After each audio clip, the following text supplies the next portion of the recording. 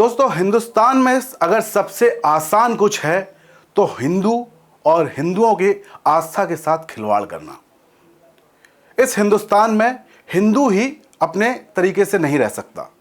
शायद यही वजह है कि कोई हमारे भगवान पर फिल्म बना देता है कुछ और हम कुछ नहीं कह पाते, और कोई उनको लेकर कुछ भी बोल देता है ऊल जुलूल बिना किसी जानकारी के, और हम हिंदू अपने घर में बैठ के सुनते हैं, टीवी पर देखते हैं और बस देखते ही रह जाते हैं। उसके आगे क्या कर पाते हैं? हमारे पास है क्या करने को? क्या कर सकते हैं हम? आप बैठते रहिए, सोते रहिए और हम आपको बताते रहेंगे।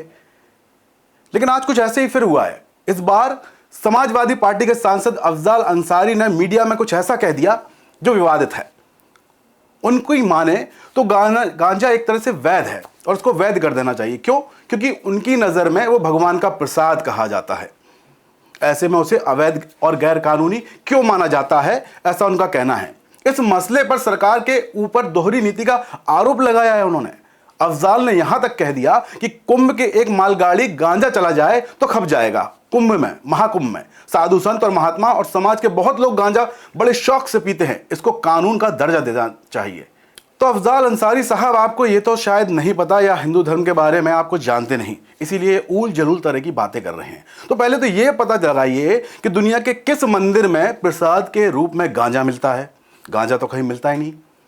अगर आप दूर दूर तक चले जाएं और साधु संत महात्माओं पर यह आरोप लगा रहे हैं तो किस चीज़ पर, किस तर्क के बुनियाद पर लगा रहे हैं कि वो गांजा पीते हैं? अगर पी भी रहे होंगे तो इसे वैध करने वाली बात कहाँ से आ गई? क्योंकि प्रसाद तो ये कहीं है नहीं। आप माखौल उड़ा रहे हैं हिंदू धर्म का। हिंदू धर्म चूंकि बड़ा सॉफ्ट टारगेट माना जाता है और आपने फिर कर लिया। यूपी में हो रहे एनकाउंटर पर भी अफजाल अंसारी ने बहुत कुछ कहा और कार्रवाई को विरोध का मकसद है बताया। ये कार्रवाई सही है। कैसे सही हो, इसकी बात वो कर रहे हैं। काउंटर जो है, एनकाउंटर किए जा रहे हैं यूपी में, वो एक जाति के चश्मे से देखे जा रहे हैं, ऐसा मानना है अफजाल अंसारी का।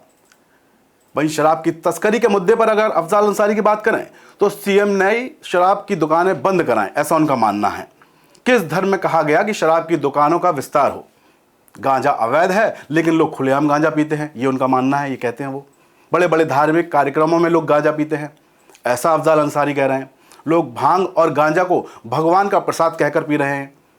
तो अगर वो भांग और गांजा को प्रसाद बता रहे हैं तो पहली चीज तो दोनों ही चीजें प्रसाद के रूप में कहीं बांटी नहीं जाती दोस्तों। इनमें से एक मात्र भांग है जो हमारे भोलेनाथ भगवान शिव को अर्पित की जाती है। तो उसके साथ अफजाल अंसारी जी, आपको यह भी पता होना चाहिए कि भोलेनाथ को धतूरा भी चढ़ता है। जरा पी के देखिए कैसा लगता है आपको।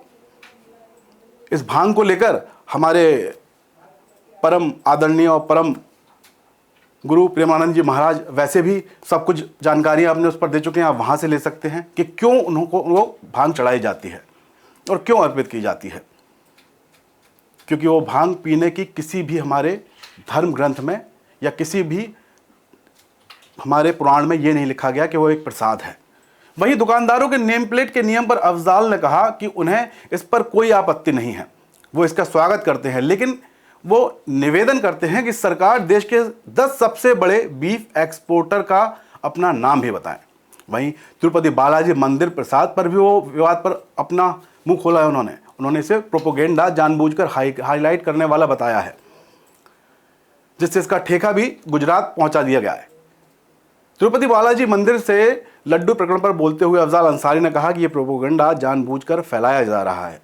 अफजाल ने कहा कि यह बात सामने आई है कि लड्डू में एनिमल फैट है। लड्डू में एनिमल फैट पाया जाना अस्वाभाविक नहीं है। गाय भैंस के दूध मक्खन घी से ही लड्डू बना, मेरी समझ से ही जो है वो देसी घी से ही लड्डू बने हैं। ऐसे में एनिमल फैट पाया जाना कोई बड़ी बात नहीं। अफजाल ने कहा, कोई क्यों और किस वजह से इतना बड़ा पाप करेगा? पाप तो अफजाल अंसारी आपने भी कर दिया। जो भांग और गांजे को प्रसाद के रूप में आपने वैध करार देने की सरकार से मांग की है। तो पहले हिंदू धर्म के बारे में आप जो कुछ भी बोलते हैं उससे पहले उसके बारे में कुछ पढ़िए साहब। अगर आप इतना ही होता, आप तो सियासतदान हैं, आप तो सियासतदान के, आप तो अच्छा, हम आपको याद ही होगा अफजाल अंसारी कौन है? मुख्तार अंसारी। और मुख्तार अंसारी कौन था? माफिया। तब अफजाल जी आपके मुंह क्यों नहीं फूटे कभी? क्या मुख्तार बिल्कुल पाक साफ था? कभी उसने कोई क्राइम नहीं किया? एनकाउंटर के बाद भी आप चुप्पी साधे रहे, आपने इतना कुछ नहीं बोला। अब आपका मुंह फूट रहा है और आप बयान भी दे रहे हैं तो हिंदू धर्म को टारगेट करते हुए। तो ऐसा क्यों? इस बात का जवाब आपको जनता देगी। तो सभी से मेरा निवेदन है, मैं किसी कौम या किसी जाति विशेष को लेकर ये बात नहीं कर रहा, लेकिन किसी भी के भी आस्था से खिलवाड़ करना बंद कर दें। ये सबको समझना होगा, हम हिंदू हैं या मुसलमान हैं, कोई भी हैं, इंसान हैं हम। और गांजा और भांग जैसी चीज़ें कानूनी रूप से अवैध हैं और अवैध ही रहनी चाहिए, क्योंकि ये हमारे देश को बर्बाद ही करेंगी। इससे देश कहीं आगे नहीं जाएगा। और इस तरह के तंज हमारे हिंदू धर्म पर आज के बाद अफजाल अंसारी ना आप करें। और मेरी अपील है कि कोई भी इस तरह की बात करने से पहले 100 बार सोचे। बाकी हम तो हैं बुलंद भारत टीवी, आपकी आवाज़ को हमेशा बुलंद करते रहेंगे, क्योंकि हम हैं ताकत आपकी। जय हिंद, जय भारत।